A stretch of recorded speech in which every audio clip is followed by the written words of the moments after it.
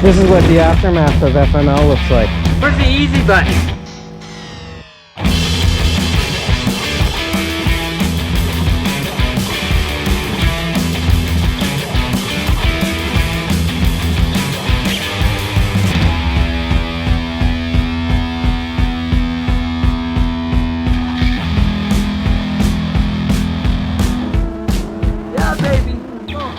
Today's episode of In the Cave with Valley Rally Enduro is brought to you by Beta Canada, our number one choice when it comes to riding the best enduro bikes on the market today. Go to betacanada.net or your local Beta dealer to check out the latest 2022 models. Ride, race, live, Beta. It's all good in the woods. This episode is also brought to you by Sunny Hill Resort, located on the shores of beautiful Bark Lake in Barry's Bay, Ontario. Family-oriented and moto-friendly, Sunny Hill is Ontario's number one vacation destination and boasts a full range of great amenities such as fully equipped waterfront cottages, full-service campsites, and year-round ride-in, ride-out access for dirt bikes, motorcycles, and snowmobiles. Go to sunnyhillresort.com for full pricing and availability.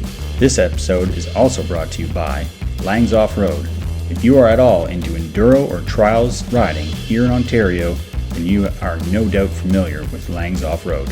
They are one of, if not the only, dedicated enduro and trial shop in the province, and they know their stuff. If you are in the Southern Ontario region and are an enduro or trials enthusiast like us, then you would be doing yourself a disservice by not checking out Langs Off-Road for your moto needs. This episode is also brought to you by Quad Expert, your one-stop power sports dealer in Eastern Ontario, specializing in sales and service of Beta, Sherco, Husqvarna, and are also a 5-star Yamaha dealer. And their service and dedication in providing for their clients' motorsports needs is priority number one. So your race season sounds pretty epic, but maybe we should talk about your brands, because you both have two very distinct brands. You have Big Iron Moto and Moto Valley Enduro. So maybe tell us a little bit about those brands. What's your what inspired those? What got you started, and what are the visions for the future? Okay, yeah, so... and maybe talk about Rusty Sprockets a little bit. Yeah, no, I will, because that's where it all started, right? So I guess it was back in 2018 when we started. It's kind of, there wasn't much thought put into any of this, to be honest. It was more just my buddy Dave and I got to talking and thinking, it'd be kind of cool to have like an Instagram account that kind of captures what we do with the riding crew. And make some videos, right? And that's kind of just, it wasn't really any more thought than that. And we started doing it under a brand because, it's like anything. It's a bit catchier. People are like, oh, Russ, have you seen the Rusty Sprockets video, as opposed to have you seen Dave and Sean's video, right? And that kind of took off. And then I guess where it went from there is I kind of wanted to capture a lot of like things that were more unique to me, in the sense that like my kids were involved. I kind of wanted them to be, like the little irons and just kind of, I don't know, just because, there's only so many ways that we can ride together. So I thought maybe I'll start capturing my own. Dave still has Rusty Sprockets and does his thing on Rusty Sprockets, but I started up this new Big Iron Moto thing, and kind of more of the same, but the objective, I guess, was a little bit more of, I guess, the brand of who I am as a rider and what's important to me. And that includes, like, I guess, product reviews and the races that I go to and things like that. And, you asked me earlier, like, what's the objective of it? Ultimately, the objective is to just have fun. And one thing that I get a lot from in this brand is the people that I meet. People coming up and saying, hey, I watched your video on this. And it's something memorable that people can always type in and say, oh, Big Iron Moto, check out the latest video. And it's certainly at this stage, it isn't anything more than that. But, it's also the kind of thing where you can print up cool T-shirts and you can start to develop a brand. And any brand, if it gets interest, it starts to develop value. And one thing that I came very close to doing this year was buying a bunch of property, and thought, this would be kind of cool. I mean, my ultimate dream would be to start a big iron moto ranch, similar to what you guys have going on here. And that's like a 10-year wish list kind of, hopefully one day. But it was close because I came very close to, I actually put in an offer in a property up in Kawartha this year, and it didn't work out because the zoning and stuff wouldn't have made it possible. But someday, that's kind of the hope, is to turn this brand into more of what I like to do, but in a way that I can, I guess, share it with other people. But no, there's no goal to take over Fox Racing, or become the Deegans or anything like that. It's just more of a really fun side hustle that, if things go well, it might be a pretty cool way to ease my way into retirement. Awesome. That's wicked. What about you, Rob? Yeah, I mean, it's definitely just for right now. It's for fun. I come from a background where I didn't have any social media. I didn't have Instagram before 2020. I hadn't had Facebook in a decade and a half. You're very lucky. Yeah, You're not missing much. I know. I just stayed away from it, and like I said, I got my first dirt bike. I threw a GoPro 4 on it, the really shaky ones, and took some video and started cutting it up. And what I quickly realized at the time was I don't have anywhere to store this. Like, video takes up a lot of memory, and I was like. So, and somebody just mentioned, even on YouTube, you can have you can build a private channel. You don't even have to be looking for subscribers, but it's kind of like, it's almost to a certain extent free storage, right? So I posted a few videos on there, and then I started making them public, and, it just started to grow. It was under the previous name again. And then when I was thinking about kind of rebranding myself, because I wasn't happy about, how it started, again, like Sean, wasn't a whole lot of thought put into it. It wasn't super premeditated. It was like, I'm on a 4-stroke. I'll call this the Canadian 4-stroke channel. And when I, was looking at my 300 in Christmas of 2020, it was like, well, you know what? Now it's time for a rebranding. You had Valley Rally Enduro. We're in the Ottawa Valley, Laurentian Valley, Madawaska Valley. It's all valleys. So, Moto Valley Enduro. And then kind of in line with Sean, I've started calling my little guy, he's a Moto Valley Mini, so on and so forth. So it was more so, I think, from my perspective, there was actually a little bit of apprehension of putting my face out there. And if you actually watch some of my videos, it took a long time before I posted, and you could see my face, and it wasn't in a helmet with goggles. I never did that, right? It's only very recently I started that. Same on, and then on Facebook, it was the same thing. I looked up how you could have, I guess, kind of a business page or a separate page, because I didn't want it attached to my personal page that I was using to kind of show off my kids and stay in touch with friends. And it's just kind of more from there. And then, I don't think there's any value behind it quite yet. I mean, I think, Sean, you're about to pass 1,000 subscribers, which is pretty. I mean, it's a pretty. Pretty good milestone. Yeah, it's a good milestone. I think that's where you can start monetizing. Yeah, so I mean, you'll just see me driving around in that's right, Maybachs exactly. and Bentleys. That's right. Yeah. Because it's like, Can those pull a dirt bike? because my last video I got, maybe 1,000 views, which is worth at least half a cent. Yeah. No, but not from a financial perspective. But there's something to be said when you have like 1,000 people that are committing to kind of like watch your stuff because you're that interesting. So I think I'm up over. I'm into the 200s. I was well under 150 at the beginning of the summer. It's been a slow progression. Instagram takes a while to build up a base as well. But where I found myself with my channel mostly and all my social media is, I am so happy with the support that I've gotten from, another plug, Pete Sales and Service. It's also kind of my way of giving back to them, and that has become a mutually beneficial relationship.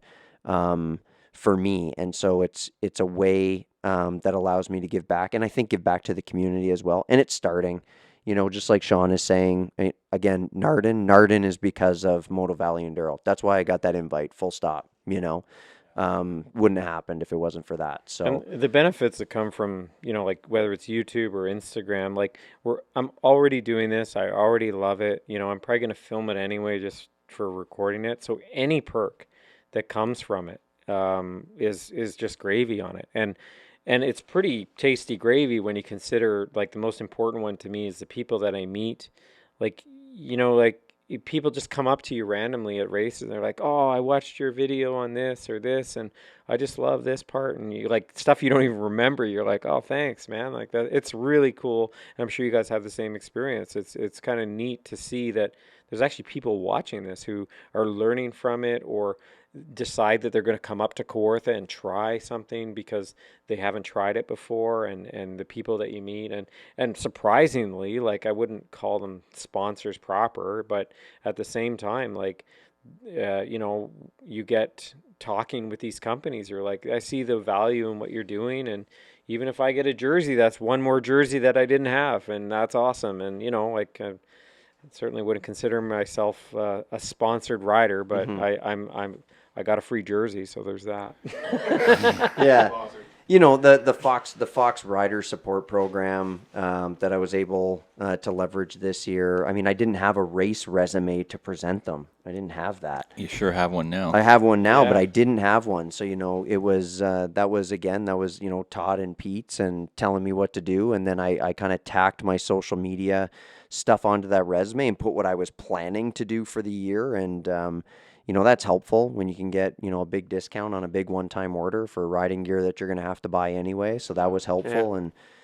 And, when you can go into your dealership and, get a deal, whether it's 10, 15, 20% off every time you walk in, whether there's a sale or not, or when I dropped my pipe off that was all dented up after Narden and kind of shifted and wrapped around my frame, and, Todd takes it home on his own time and, blows it out and gives it back to me so it fits on and is not going to leak everywhere. Those are all those little intangibles, right? It's Looking it's at pretty my important. pipe right now. We're staring at it right now. I might be It's, giving Todd a call. Yeah, absolutely. Oh, that's nothing. That's merely I a know. flesh wound. Yeah, I know. I've had the pt2 guard on there for the majority of the year. Narden proved to be a little pushy with the That's what the pt2. P-Tech on? Yeah. Oh yeah, that's what the pt2 on. Oh, no, Jeez, absolutely. So bud. mine was P-Tech as well, and Yeah. it bent my whole left side right back. Yeah. But, like when you think about, Narden,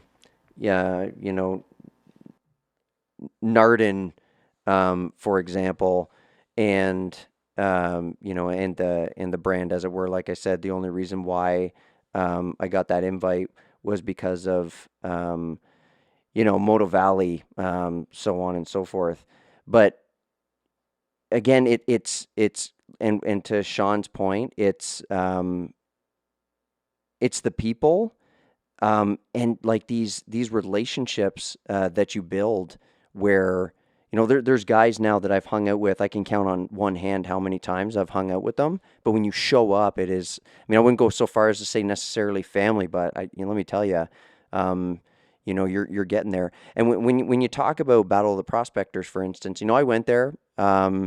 Steve at Beta Canada had no idea who I was whatsoever. He was kind of tracking a Moto Valley thing. Definitely thought it was part of the Valley Rally Enduro group, which is, It's natural. Listen, Affiliate. I'm happy to be affiliated here. That's for sure. So I never say no. I just always say like, yeah, kind of, and I do my thing on the side. But he called me afterwards too. I was telling Sean, and he wants to talk to us next year before we take the crew to Battle of the Prospectors. Like, again, I don't know what that's going to result in. Well, he mainly wants to talk to Sean. Yeah, and get him probably. on a beta. Yeah, probably. We're Yeah. changing the name to Big Valley Enduro.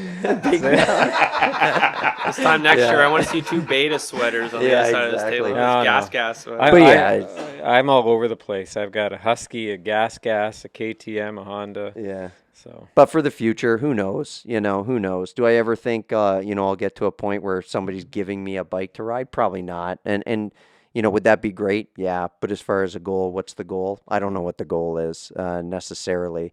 I want to keep racing. I can tell you one thing. I've had conversations. We all have different backgrounds. Every rider I meet, you have riders that make really, really good money. You have other riders that are doing everything they can to keep their bike running.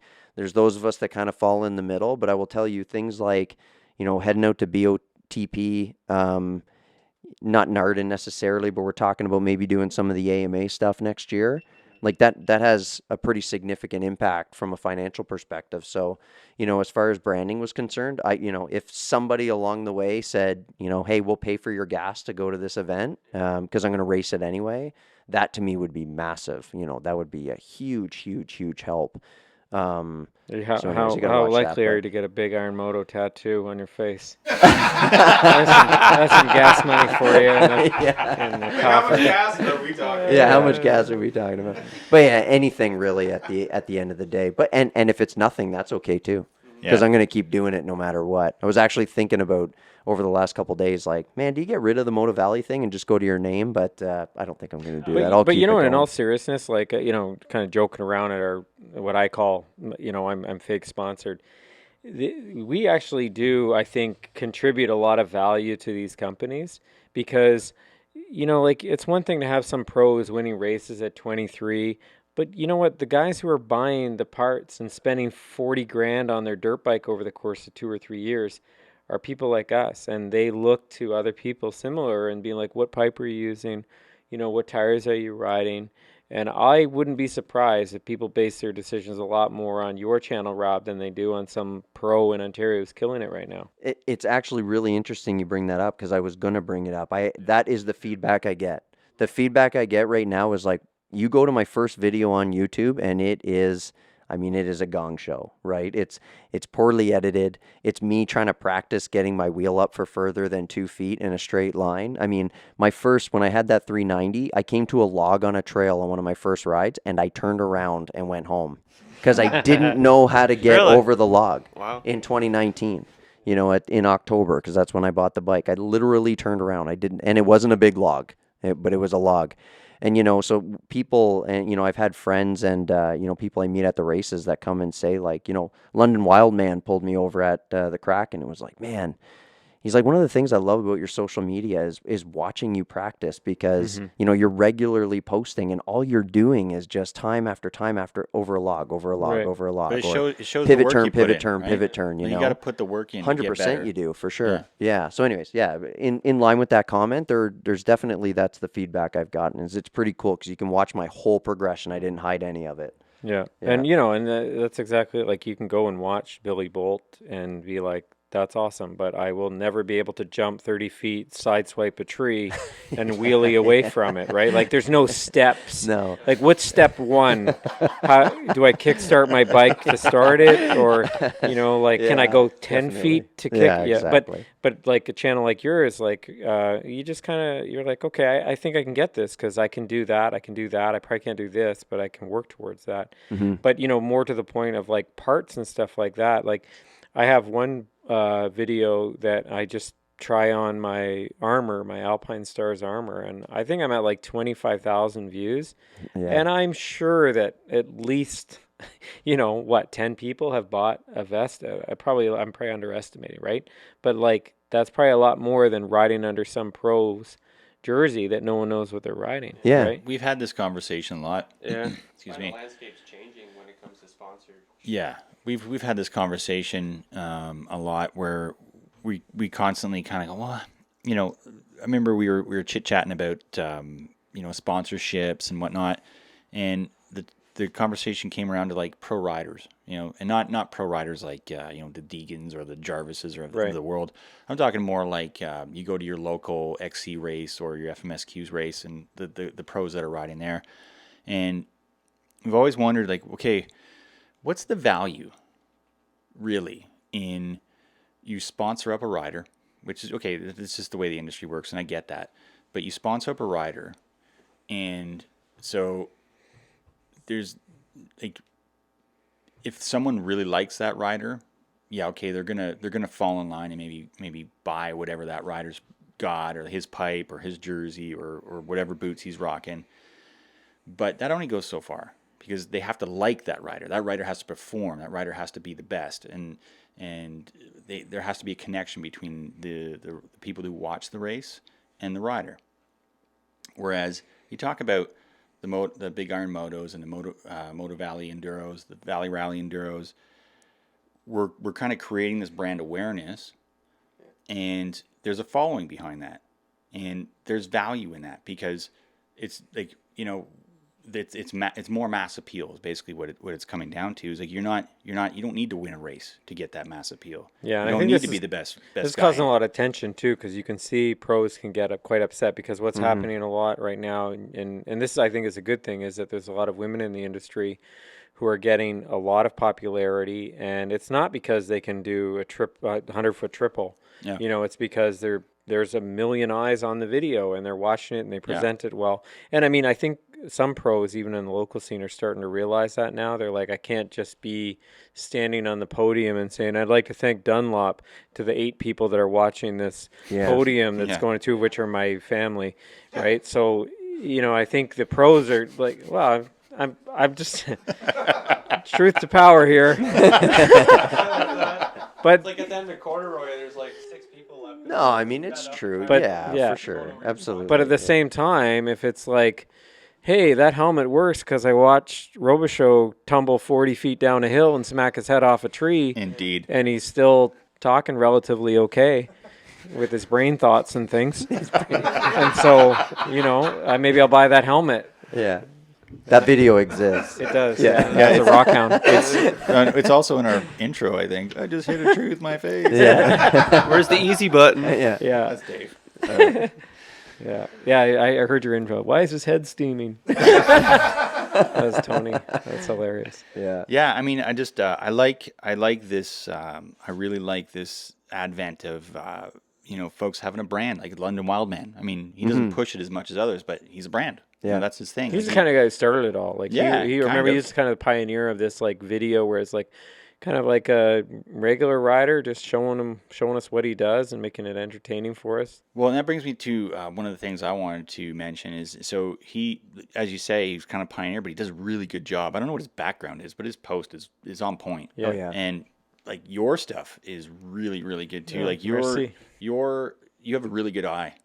And I think the one that really kind of pushed me over that fence when it came to your videos was when you guys came to, I want to say, maybe it was OVR, like one of our fall, like our fall low key. I think you guys all showed up.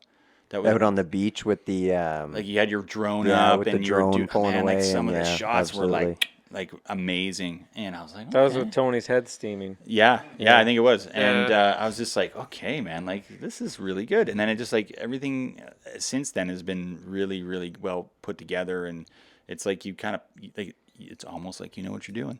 Almost. I don't Almost. know. Fake it till you make it. Fake it till you make it. But it's really great. And, I just, I love seeing that. I love seeing these brands pop up. And like you say, like it's not like there's no great push to become super famous or to get sponsorship or free shit or whatever.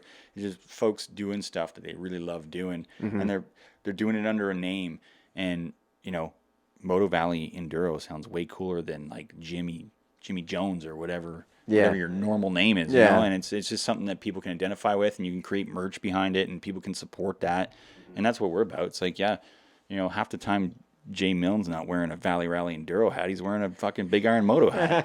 yeah. Nice. It's very true. I should have brought more merch. Yeah. I'm gonna have to put in another order. Well, I'm you trying to gave it think- all away at the cord. I did. I gave a Yeah. lot away, but I'm gonna put in a new order. Yeah. I think I'm going with Stealth this year. Nice. Yeah. I like it. Right on. That's cool.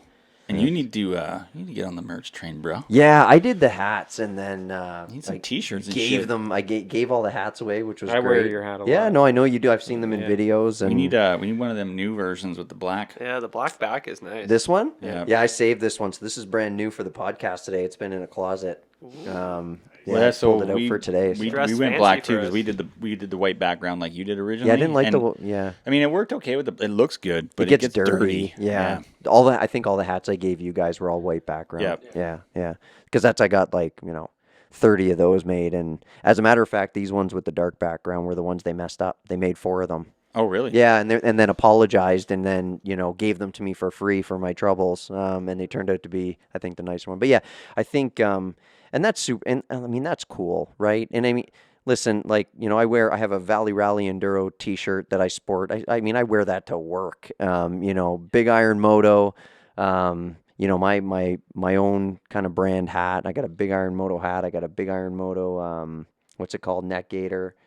I got a Beta hat. This is all stuff that I wear now. Like I don't even go out and buy I don't buy clothes I anymore. don't buy the Oakley hat anymore, or just the like random brand. So true. I like get stuff from my friends or buy stuff from my friends or support a friend or another rider or something like that. And man, if I can wear that stuff all day, I will. You know, I got corduroy t-shirts this year where I sport my corduroy t-shirt all over the place, and What I'm wearing right now. the Kraken t-shirt, and yeah, absolutely. I didn't even get a T-shirt for that. For what? The For Kraken? the Kraken, I didn't get anything. Wasn't no. your You planned? event? It was your event. I know. I just forgot. Showed up too late at the T-shirt table. Well, that brings me to another segue that Yeah. we can maybe talk about. So what's next? What's going on in the future for you Oh, guys? I can't wait. 2022 is going to be. Ugh. I thought 2021 was crazy good. Like Yeah. hard to replicate that, but we got plans. So Yeah. what are they? Come on, Wow, that's- spill the beans. First thing I'll say is to my wife, I love her. Don't leave me next summer. I have. on record. Yeah, it's on record. I don't know what. I think I have 2 deposits on Airbnbs at this point for 2022. Oh, yeah, you're fully committed. You Holy deposit cow. $25 to one. Yeah. And pot committed now. Pot committed. Yeah. So I mean, we're already planning. Yeah, we got our cord accommodations booked Yeah. because as soon as they announced it, like it's hard to find accommodations. So we got this baller cottage close to the cord. A little bit of an upgrade. Oh yeah, and then year. but still quite affordable. Yeah. Yeah. Well, To all- when you to book all a the year wives out, you listening. get the best price. Yeah, and then we also booked one for Battle of the Prospectors. As soon as Yeah, they we did. announced that, we got that dialed in. Mm-hmm. Just have a good selection because we want. There's only so many places where you can get a big group. Like we have kind of 8 in our quote ride or die group that we ride with, and they're just such an awesome crew to ride with. So we booked one that would fit everybody. Mm-hmm.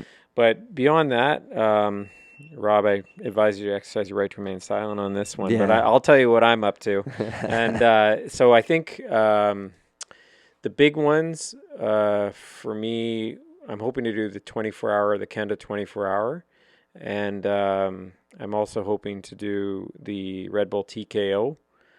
I'm also hoping to do Red Bull Outliers, and Battle of the Prospectors Cord. So those are kind of the big 5. I feel like I'm missing another big one. Hey, if you would have competed in gold class at Dacre, you could have got a free ticket to Outliers. Just saying. Oh yeah, I know. Yeah, the winner You're- got. are you missing Tough Like Roar? No, Tough Like Roar. That's the one. I think I kind of have to choose one or the other. I'm not going Okay. to be able to spend too much time in the States. Okay. I guess I really, really want to do TKO. Yeah, so do I. And I really want to do Romaniacs, but that's not going to happen this year because it's already sold out. Mm-hmm. But hopefully next year. And then beyond that, I'm hoping to just get out and do some key FMSQ races and the O races that I can do here and there. But that's kind of, I think the big one will be TKO in the 24-hour. I think that'll be something special. Yeah, for sure. I think I'm kind of in line with that. My general philosophy for the next year is to focus on some of the higher profile, bigger events and less on the kind of the smaller Ontario events. Not because I don't enjoy them, but just because from a investment perspective, I drive 6.5 hours, do a 2-hour race, and drive 6.5 hours home. And it's at Walton or it's at Gopher Dunes or whatever. And although Big Iron Moto Airbnb is an amazing spot to stay, when I think about the type of riding that I really enjoy doing, Narden, BOTP, instead of investing a day and a half out of a weekend to drive and do a 2-hour XC, man, I could be smashing trails in Barry's Bay, or I could be smashing trails in Calabogie, working on that like super gnarly technical skill, which is what I want to do. The guys at in Arden have already reached out to me this year. They told me to get my studs on and head down there. They want to host us for a weekend next summer just to go ride the property. So. And we were talking to them about that. So I think that's kind of my game plan next year is I found out really quickly I'm not designed for the MX track. And if I was, and I think I could get there because I can put the time in, I need one closer.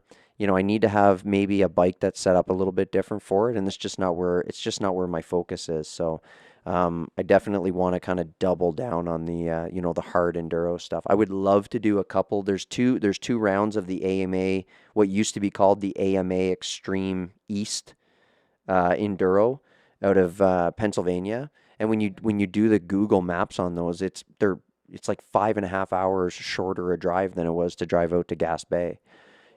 So anyway, from a time invested and reward perspective, that's where I want to go. So I would like to do those. But I mean, Chloe's Kingdom, great. I loved Chloe's Kingdom. I'll hit Chloe's Kingdom again next year. The Cord is, I mean, that's going to be a staple in my summer for sure. I loved the Cord. I liked how it was organized. I liked, I just liked everything about it. The type of event it was, where you had those transit sections, and you're kind of chatting with other riders in between. There was a huge social aspect to the Cord, and then at go time it was you were into the test section, and then you were giving her, and then you come out to the test section. It's like high fives, and then you're talking and getting transit section, and ripping with guys to the next spot. So the Cord was amazing. But yeah, TKO would definitely be on my radar. Red Bull Outliers, I'm a little bit more reserved on Red Bull Outliers, but it's more so the logistics on that one. Yeah, I agree, Yeah. and that's something I may have to pass on too. I'm just, if the stars align, I've got some Yeah, for friends sure. out in Alberta. It might work for me, Yeah. but that's lower on the priority, and maybe Tough Like Roar might be the substitute for that. Yeah. So, anyways, we'll see what comes up. But yeah, that's next year. But it's hard because there's just so much to do, and this is Ugh, the I problem know. with dirt biking. Because I love MX track just as much as I love an XC, and I love that just as much as I love an enduro. And there's just so many weekends, right? And and Yeah. then on top of that, I want to see my kids do what they want to do too, and so it may be that I have to sacrifice some of these races, especially. My one son is very competitive, as I said, and he's someone that if he gets started on the OO series, he's going to want to maintain his standings, especially if he's in the lead. Actually, I have a funny story about that. So we started off, and he hated XC racing, just hated it. But he was doing pretty well. One of the races he didn't do well. And so that kind of got him completely down. So then Chloe's Kingdom came up, and he just, the previous year, he had a really bad time there. He was like the guy in the woods, who was just like totally defeated. So this time around, he's like, I am not doing Chloe's Kingdom. There's no way that's happening. Have fun. Good luck. And I just said, so of course, I just quietly, I'm like, a couple days later, I'm like, hey, Kaz, yeah, this is interesting. Come check this out. And so we look up on the screen. I'm like, yeah, it looks like you're leading in points. You're first right now in the XC series. Like, so when's Chloe's Kingdom? Yeah. Yeah. I'm like, you're already signed up, bud. Exactly. Yeah, that's a good point too, because I'm talking with these guys here. I mean, I've been talking with the owner. I know him of Sunny Hill, and maybe trying to see if there's a spot that's opening up for a trailer, because what you guys have going on here with the family thing, that is a huge draw for me. It's like an hour away from where I live. Might be a little bit of an investment to throw a trailer on a property here and get the spot, but having a place like this where it's kid friendly, or they're few and far between. That's actually a big point. Like, you've done really good at getting your kids into it, Sean, but it's not an easy thing to do in Ontario. It's a lot of work. It's a lot of work, and in Ontario, with like some of the different rules and stuff like that, as far as like riding areas and age limits and insurance The insurance requirements is a big thing right now. I mean, it's really difficult, but you got a kid friendly place here. I know you guys have plans for some of the stuff up here as well for next year, and there's kind of like wide open spots. There's a few of them here where I put a kids track up here. exactly where the kids go, Yeah, and kid loop. I could see myself and and my little guy spending weekends here. And that's the other thing. Kids want to be around other kids when they ride. So it's one thing for me to take my little guy out on Crown Land by me, and he'll go and he'll rip. But where you see them improve, much like your point about riding with better riders, is once they get with other kids, it's the game changes. Yeah, Well, that's super accurate. So my daughter didn't want anything to do with her dirt bike for there was a period of time where she wasn't interested. We were doing some riding around the backyard. Like I'd ride on the back with her. So it was like me and her on the 50, like doing laps in the backyard, and she was getting into it, and I was kind of getting her to do 20 foot stretches with just her, and she was getting okay, yeah, it's okay, yeah, it's sort of fun. And then we come up here, and Jay Young's oldest, Connor, he was on his 50 at the time still, and we took him up to the septic bed that we have up there. It's this nice flat area. Yeah. And I don't know, man.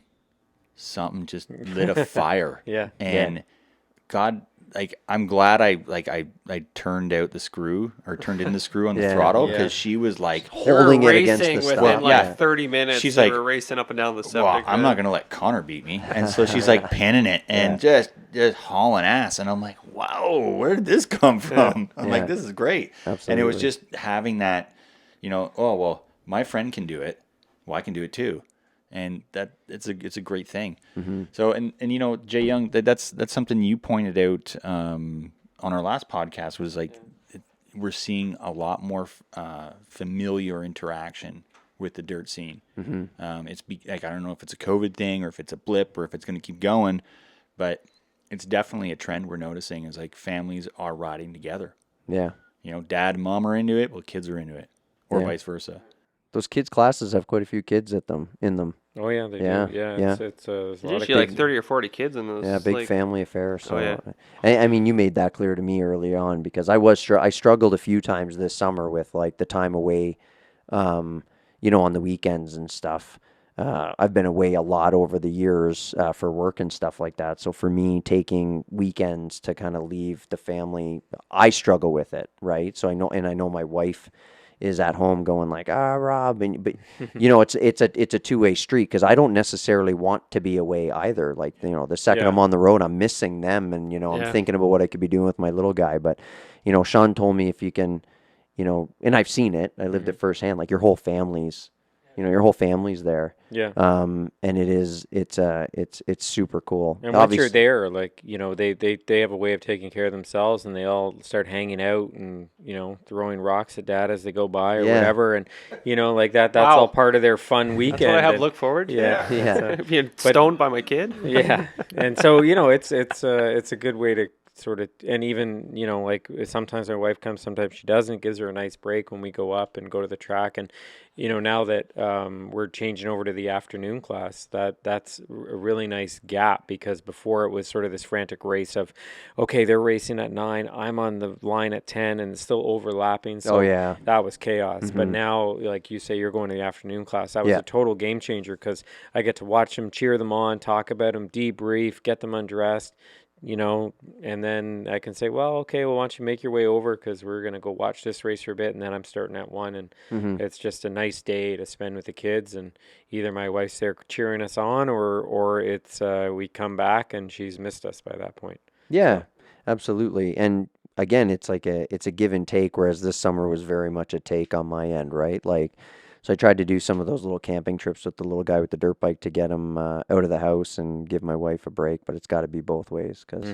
Yeah, we this year we so as I was saying, my daughter was getting into dirt biking more and more, and my wife was like, she's getting a little curious. She's like, well, you guys have these dirt bikes laying around. Like, can I try one? Can you kind of give me a lesson? Because and I think the catalyst for that was really so Jay Young's wife, MJ, she rides, and she was getting more and more involved in some of our rides that we were doing, especially with the kids. And Sandra, my wife, was like, "Oh, okay, well that looks cool. Well, if she can do it, maybe I can do it." It's like, all right, well, yeah, let's get you on a bike. And so we did that. We got her on. We have a Yamaha 230, and we got her on that, and baby steps. This is what a clutch is. This is how you work it. The whole 9 yards. And she got it. And then we did. It didn't happen overnight. It took like a couple, like 2 or 3 sessions of just doing the basics and just riding circles and start, stop, that sort of thing. And then eventually she's like, "Yep, I really like this bike. This is my Nice. bike now." oh, cool. And I'm like, "Oh, okay." Damn, I can't sell it. Yeah. So and that was really great. And so she's really looking forward to doing more the next year. Right. And then there were some women's courses. MJ Yeah. went to one. Yeah, Rad and- 2.0. Yeah, Rad 2.0. And Sandra was like, "Oh, maybe I should do one of those courses." I'm like, "Yeah, you definitely need to do There's one of those women's courses." rides. There's all Yeah. sorts of stuff, and I think Yeah. more and more every year it seems like there's more.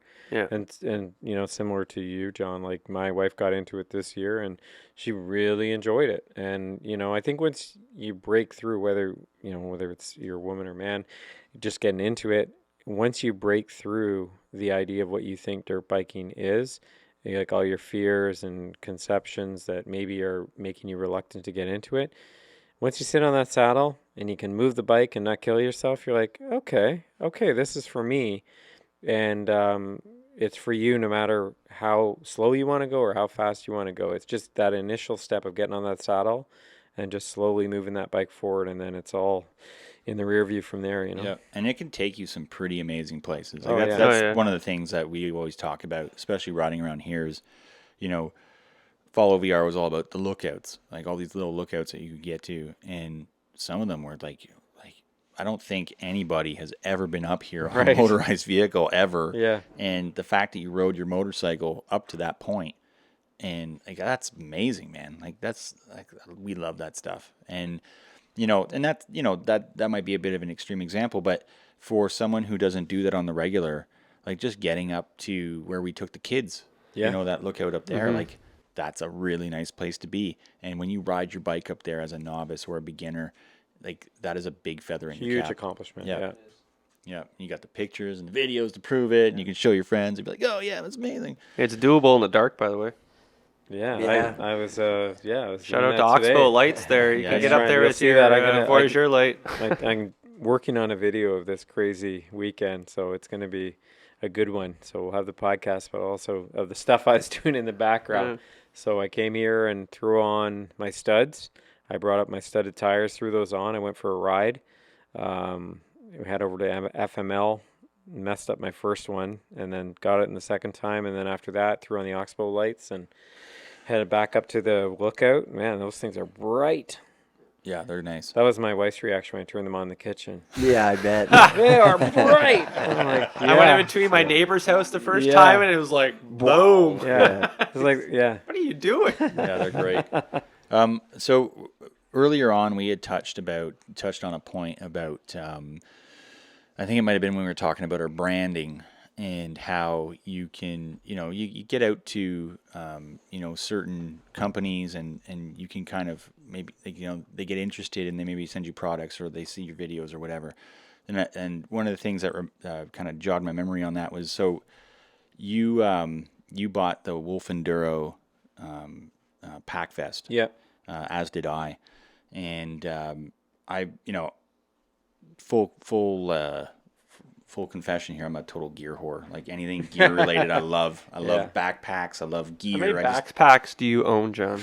dude, ask my wife. She could tell you. This closet's full of shit. But I like gear. It's pretty cool. And when I saw that thing, I was like, that is a good application. That is a clever way to do it.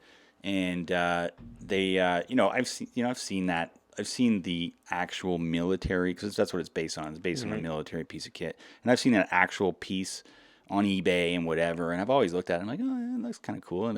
But the way they've kind of finessed it, I thought was really good and really clever. Like when I had it in my hands and I went over it, and I was like, okay, this is more than just a copy. It's kind of well thought out. And you did a really good review on that. So I was wondering if you wanted to talk about that a little bit. The vest or just how I did the review? Both.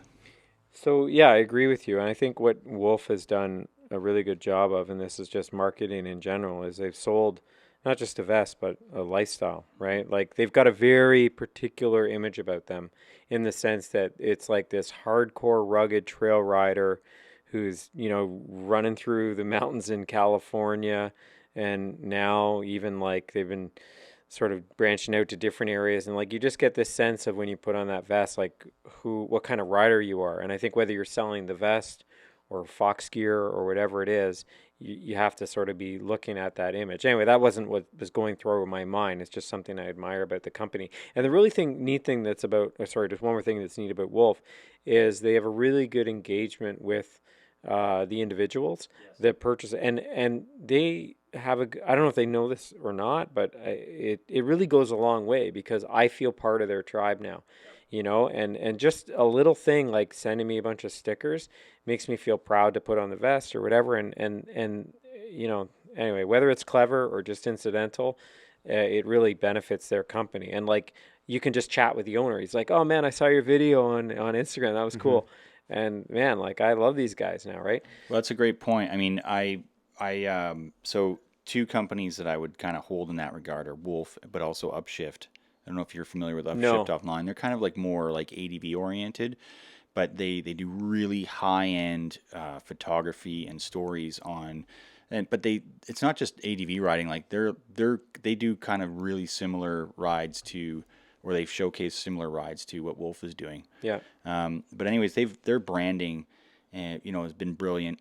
And whenever I've bought stuff from them, like be it a hat, stickers, shirts, whatever, like I remember, like I think I bought one of their hats, and it was like maybe the second hat in a row that I'd bought, and a T-shirt, and in the box was a Ziploc bag, like bursting with stickers, Right. and a handwritten note that says, "Thanks, man, it's amazing," blah blah blah.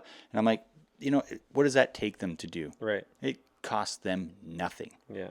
But it means huge amounts of like props on my end, because I'm like, wow, they actually took the time to do it. And like you say with Wolf Enduro, same thing. My experience is very similar. Whenever I've kind of talked about them online or posted something, they reply right away, and they're like really positive about it. And like I was busting their chops a little bit about your video, and I'm like, I'm still waiting for my commission, stuff like that. And they thought it was hilarious, and they're like, oh yeah, huh. And so it was, that's why I love the engagement through that. So it was really neat. And I guess that feeling like sort of triggered the video itself, because I'm not going to do a video and take all my time for a company I'm just kind of meh about. But, if I really like the product or think that other people might be interested in it, then I'll take that extra time to go through it and walk through it. And, it actually, I don't know if you found this the same way, Rob, but like the videos that are going to get you the most views or engagement are not your crazy loop out at Greens Mountain or whatever. Like that'll get you your 300 or 400 views of people that are already following. But when you're doing these videos, if you want to really project, amplify your video, you should be doing videos of people that are looking for stuff. So my most popular video on Big Iron is me building out my trailer. I think I'm at like 50, 60,000 views now. Wow, really? That's awesome, man. Yeah, but it's like I didn't, it's not really branding anything, but you're sort of thinking like there's two types of videos. Are you doing a video because, like you want a lot of views on it? And similarly, the wolf vest is something, every time someone builds a wolf vest, they might type in, what's this about, right? And whatever it is. Like another popular one is a quad lock on my phone. I did one on that, and that's another popular one because it's popular. So, if anyone has a YouTube channel and they want to start getting a lot of subscribers to sort of supplement your cool stuff, your loop outs, then I'd recommend doing that. Like find some product that's new and cool and just do a short review on it and make sure that it's searchable. Right. People are going to be like, how do I use this? Right. That's the thing I'm still trying to figure out, because I took your advice, and I've seen it play out. So I did a Clake, a one light clutch video install on my 390, and for the longest time it was my best performing video. And it was nothing. It was like me installing it and telling people you got to bleed those darn things for 6 hours in your garage by yourself as you like pull it in and let it go and pull it in and let it go.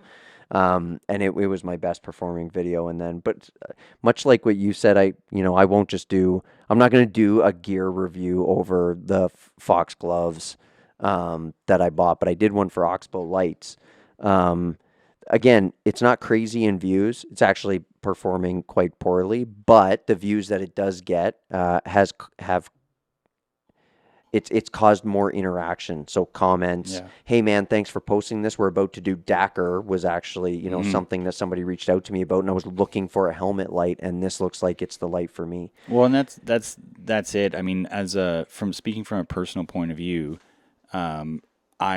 when I'm researching a piece of gear or something else, like I'm looking for that individualistic review, the non-sponsored review.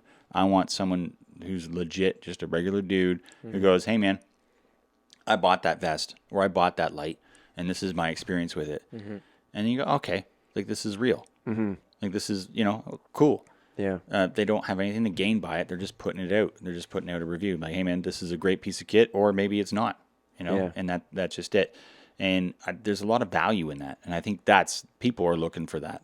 Yeah. Because I think people are kind of sick of they could tell, man. They could tell when people are like, oh my God, this is my brand new, Fox, motor, not to pick on Fox, but it's, everybody owns Fox gear. Like we know what it is. That's Like, right. We don't need a review on it, but not everybody knows what an oxbow light is. No, or not not at everybody all. knows what a wolf pack vest is. Yeah. And they might be curious, like, is it worth the money? And then there's, from our perspective too, and I don't have the answer, but I would say you specifically, Sean, have reached out to and have established relationships more so on an individual company basis. Like like for instance, Wolf being one of those ones where that is like something that has continued to a certain extent. And I know, at a certain point, they had they had shown you a bit of love with a promo code that some of the guys were able Yep. to order vests on and stuff like that. Whereas the approach I've taken, and not deliberately necessarily, but the approach I've taken is, dealership centric. And then, for instance, like First Track Motorsports, which I know you guys deal with heavily, but I mean, that guy, Brian, or Brad, Ben. or Ben, sorry, Ben, Ben and I, we'll text back and forth. Oh yeah, he's very good on Yeah, about like communication. random things. And there's been times where I've bought something from him, and it wasn't on his website, but because we were texting back and forth and I was talking about what I was doing at the time, he was kind of like, oh, hey, what about this? So that's kind of the approach I've taken. I don't think I don't think I have like a company yet that, I've taken no, I deliberately didn't buy the Wolf vest, not because I didn't think it was cool. It looks super cool, but more so because in the timing of things, I had bought the USWE, the USWE pack and stuff. I just bought this new stuff, and I had to cut off the funds at this summer at a certain point, so maybe in the future. Well, but yeah, and it's different applications for different tools, right? I mean, the thing that I like for us and what we do out on the trails, that vest checks the boxes because we carry a lot of shit with us most of the time. Like, you can fix pretty much, you could carry enough tools to fix anything. You got your hydration, you got snacks to keep you going on the thing. You carry everything in there, an extra jacket if you needed it. Whereas, an USWE pack, I mean, it's high speed, low drag. I mean, it's super minimalistic, and it's meant for one purpose and one purpose only, and that's to keep you hydrated while you're racing. yeah, That's what it's purpose driven. Whereas the pack vest is also purpose driven, but it's a different purpose, right? It's like you need to carry all this shit with you because you're in the middle of nowhere. Yeah. And something might go down. For the more hard enduro stuff, you wore that vest though.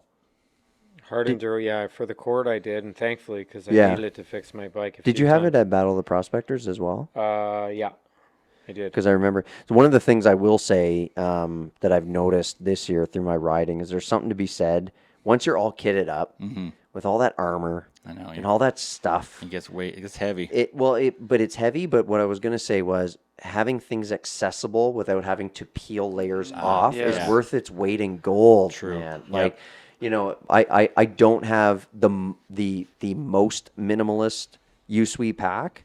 I have one that has cargo space in it.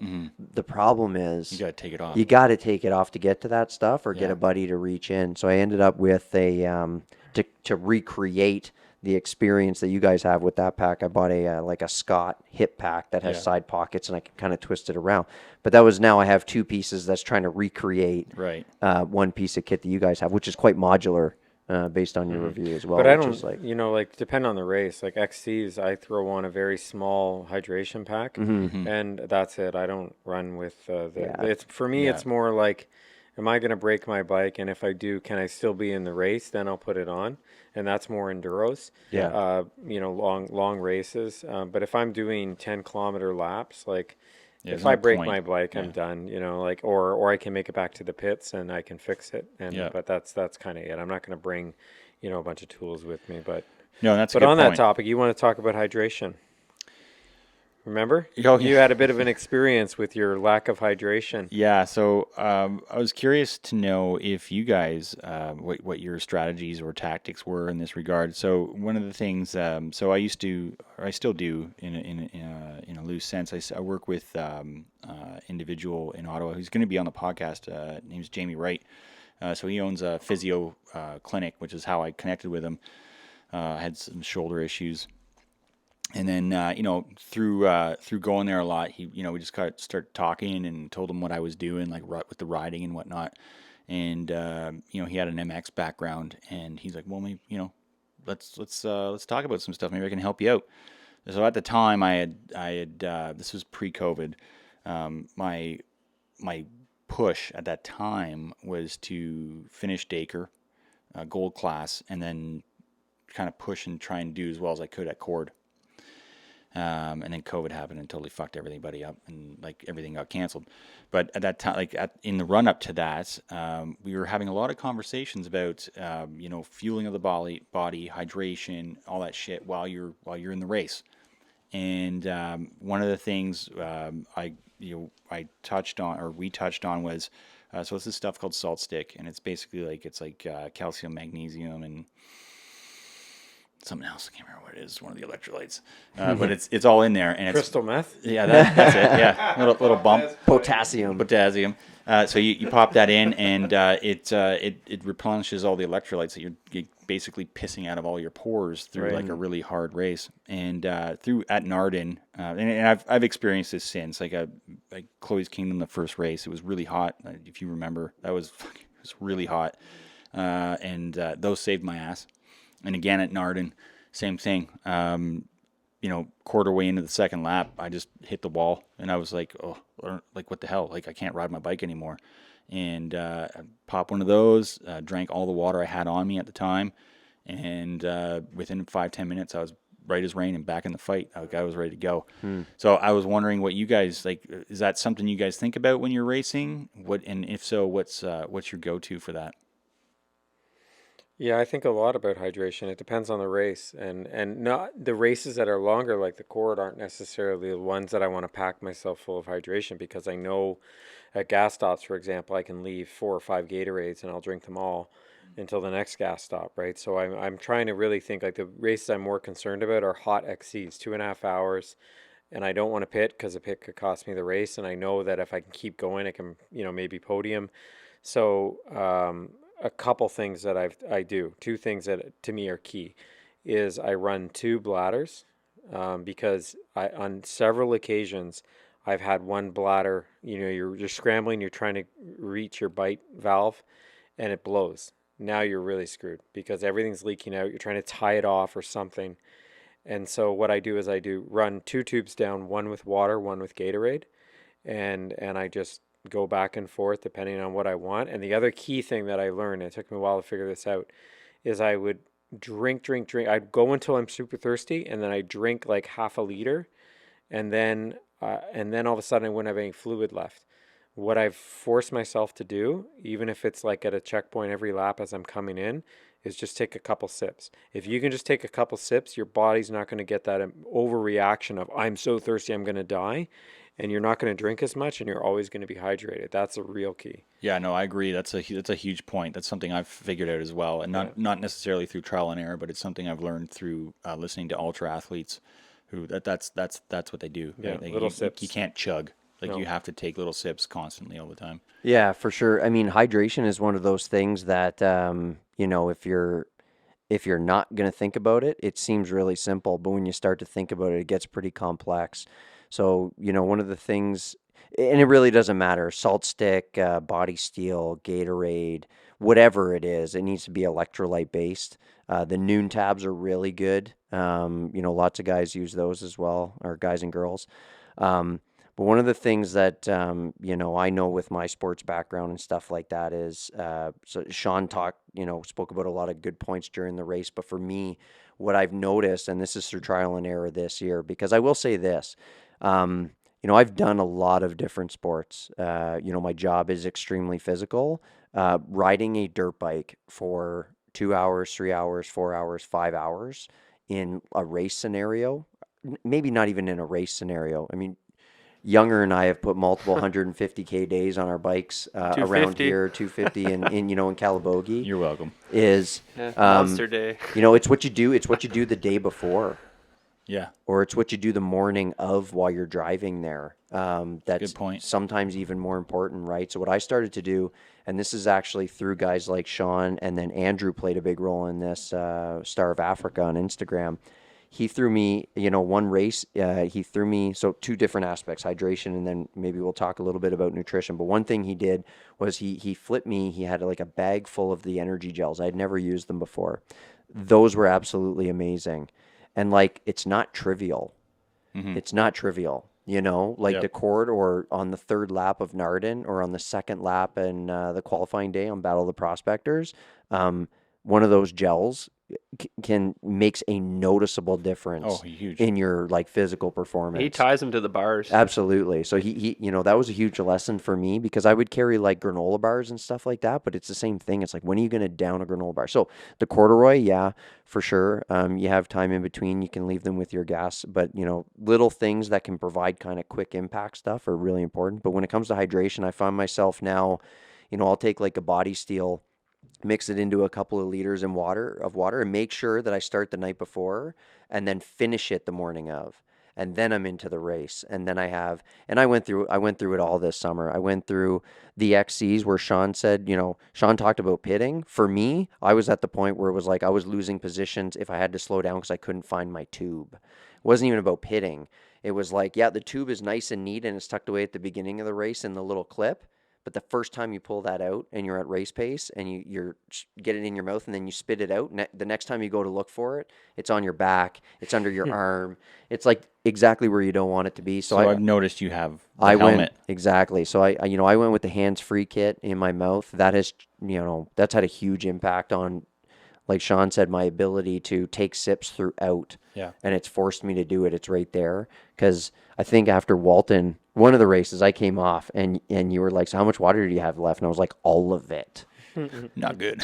Like I didn't drink anything. Yeah. It was like 2 hours. And I didn't want to take my hands off the handlebars. Yeah. And again, inexperience as well. One of my first races, but it's kind of all that stuff. So I have found 100% when it comes to dirt bike, and I played competitive hockey. I did all of that stuff. I never felt nutrition and hydration impact me in many of those sports the way it does on a dirt bike. 100%. Yeah. I would agree with you. I noticed it a few years ago. I started paying a lot of attention to that, and I was constantly, like, at the end of a ride, I was completely shattered. Mm-hmm. I was like, oh my God, like, why am I so done? Yeah. And then it's like, okay, well, I carried 2 liters in with me. I ran out halfway through my ride. Mm-hmm. We've been riding for 5 hours. Mm-hmm. Hard. Fast. Yeah, of course you're shattered. You're dehydrated, dummy. Mm-hmm. Like, you need to drink more and get more electrolytes into you and, maybe pop some gummies. Not your gummies. The right kind of gummies. Yeah, man, like, I just started doing some research, and there's stuff you can do, and those electrolyte gummies you're talking about, yeah, they definitely make a difference. They definitely make a difference. The only thing I would caution folks on with those is, and it depends on the individual, and it depends on how hard you're putting out. I mean, for the average folks, yeah, for sure, they're gonna make a difference. But if you're really putting out and you're pushing hard, there's diminishing returns with those. So I've run half marathons on that stuff, and if you're like chugging those electrolyte gummies or even the gels, your GI tract can only take so much of that stuff. I mean, for sure. But you got to be putting out to get there. But Yeah. it can happen. Like, I mean, with what we do, if you're not in really good shape or you have, you're not conditioned properly, that could happen. Yeah. You could be suffering and just like popping like 3 of those. They're tasty, those gummies. So they're not gummy bears. Yeah. I don't have studies to back it up, but I guarantee you, with some of the ways I've felt on a dirt bike, I bet you some of the stuff that was going on inside my body was probably not good. Oh yeah. From a kidney perspective and stuff like that as well. Like, you got to be careful with that stuff. And really, your way to protect yourself against that is to not become dehydrated. I mean, quite legitimately, every time you become severely dehydrated, you're potentially doing damage. And I mean, we're doing dirt biking to like get, fitness and stay healthy and, keep mentally healthy. And, I've come off the trail with a pretty wicked headache. Yeah. Wondering what the heck that just was. So, in talking with some actual ultra athletes that have kind of done like ultra marathons in the Sahara Desert and whatnot, so I used to work with one of those individuals at work, and I sat down and talked to him. I said, "This is what I'm really interested in what you're doing. This is what I do, and I'm curious to know like what keeps you going." And he's like, "Oh wow, that's amazing." He's like, "Yeah, well, this is what we do," and so that's where I got on the salt stick, and he's like, "If you're really putting out, Like if it's really hot and you're sweating, 1 an hour. You do these 1 an hour. And I'm like, okay, like, so I was thinking of Dacre, right? Like it's a 22-hour race. Like it's a long haul. And generally it happens at the summer solstice, so it's not cold. Right. So you need to be taking care of that stuff. And I was like, okay, well, that's what I had in mind. And I'm like, okay, we're right on. So I started experimenting with that, like through our trail rides and stuff. And man, does it ever make a difference? Yeah, it does. Like, all these guys are like, what, are you taking roofies? Like, what are you doing, man? And I'm like, no, man, it's salt stick. You got to take some of this stuff. Like, and, we get to the end of a ride and I'm like, I'm feeling good. Yeah. And some dudes are like, ooh, I'm shit. I'm like, I'm done. Well, that's the other thing. I think one of the things I noticed this year is it's not just about getting better on the bike either, right? It's about getting more efficient, and that massive impact that can have. I've rarely been on a ride this year where I've kind of come off and been, couldn't go for another ride if I wanted to, or, didn't think about, oh, you know what, tomorrow's still Sunday, so maybe I can get out for a little rip. Whereas, I think my first year, especially on that 390 ride, there was rides where I would come back and I didn't want to look at my bike for a week. But I can feel myself becoming more efficient. Yeah. So it's, there's skill and there's like competency involved in that, but I mean, it's efficiency. Yeah. I mean, I thought about so for example, the Dacre, quite a lot. And so I've done it 3 times as a competitor and once as a staff member. And I've nailed it down to 3 points. So you need to have, first of all, you need to have a clean ride. Number 1. Number 2, your bike has to be in top order. Like your bike maintenance has to be on point. And probably equally important, if not the most important, is you physically have to be on point. Like you have to be conditioned, you have to be in good shape, and you have to keep that throughout the race. And although it might be on a smaller scale, I think that holds true for like something like Battle of the Prospectors or even the Corduroy Enduro. Like those are 2 very tough races. Oh yeah, and physical fitness is a key part to racing for sure. Like you can't underestimate that, and especially with the XCs and the longer races. Like if you can still ride the way you're starting off, then you're gonna have a huge advantage. There's so many races where people just can't finish it. Yep. And if you're just a guy who's able to maintain a consistent pace and finish it, you're gonna get at least 5 or 6 positions. Absolutely. From people who quit. Well, and so one of the things I learned from being a staff guy on the Dacre race was your average speed does not have to be very high to finish in time. And that is the biggest battle. Like you're 80% ahead of the field if you just finish. Yeah, don't make big mistakes. Yep. I got a lot of those this year. Right on, guys. Yeah. Well, hey, man, we are approaching... Well, we're over 2.5 hours. Whew. Is there any other final words of wisdom you guys want to impart on everybody, or want to talk about something else? Why don't we do a top end from beginning to end, and we'll throw in another 2.5 hours. I think that'd be record time if you can do that in 2.5 hours. What I'm doing now is torquing the... No, that was great. Thanks a lot for having us on, man. No, that was awesome, That was awesome. Yeah, it was good to reconnect for after sure. kind of a crazy, hectic summer. So absolutely appreciate that for sure. And I know there's, judging by some of the feedback, I think this is going to get pretty popular. Well, I hope so. Yeah. And, I'm looking forward to watching what you guys are up to for 2022. Sean, I agree. Yeah, it's going to be a fun year, man. It's going to be a good one for sure. It's going to be a good year. And I just got to stay out of the hospital. Yeah, stay out of the hospital, please. Yeah. But I'd like to. I hope we can get a good ride in. Yeah. This winter and this coming summer and spring as well. Oh, we're gonna plan in some night rides. We're gonna switch that up for next year. Yeah, we're gonna do some training. gnarly night rides. Yeah, that would be cool. Actually, we should think about big that. time. We should maybe try Definitely. and actually like. You want to talk about fucking epic? Night VR. Night VR. Oh, you said it. I wasn't gonna say it. Is it I wasn't coming? gonna say it. I It's was gonna. coming. Yeah. Would night VR. that be no VR? Yeah, No VR. No Yeah. VR. Yeah. Kraken's gonna be amazing. Yeah, I think Kraken. Lots Yeah. of good stuff. Hey, yeah. So what's up with the Kraken? Oh no. Yeah, it's still happening. We just got to figure out ways to make it harder. Yeah. So what? Is there a date? Sort of. It depends a lot on venue availability. So we're trying to figure that out, but hoping it's going to be around the same time, so end of June. And probably do the same sort of, like last year we had an intermediate to advance, which was called the Black Sea. And then we had Drake Passage, which was the gold class that took us up greens. And so one thing we're contemplating this year is Blackbeard's Ghost, which would take us Yes. up to the top of greens Put it out in the there. night. So like the In the steps night. of justice at night. At Yeah, night, yeah. What do you think? So what? Can we get the skinny on this staircase of justice? Oh, Like, what is man. this? I don't know. I keep would. talking about it, but I yeah. want to know some details. I don't about know. this. I would- show you a video after, but basically it's like 3 steps in a row that each one is probably, first one I think is maybe 6 feet up. It's a little bit inclined, but you really have to blip up it. And then the key is to try and keep your momentum. And then the second one is not as steep. The first one's tricky, but you have a good run up. It might even be more than 6 feet. And then the next one's maybe 5, 6 again. And then the last one's the killer, because that's the one that you have no run up. You've got like from here to the bike away, and you just got to pin it, and it just straight up. And that's why you'll see all the videos where everyone just goes into a full wheelie, and then they just kind of hold there and suspending it. And it's like, am I going backwards over this, Yeah. or am I dropping? Or and can I then, save this Yeah, somehow? save it. And so Whereabouts? We've done greens. Yeah. So whereabouts is it? So like there's a So- section where you kind of come in. And there's like a gully or a valley. yeah, and it's then it past kinda- that. It's past that. it's close to the peak. Okay. It is actually at the top of Yeah. greens, but you have to go left. And if you're standing or at the top of greens, and if you look down over a cliff that goes down 3 times, that's the Stairs of Justice. Oh, okay. Yeah. Mm.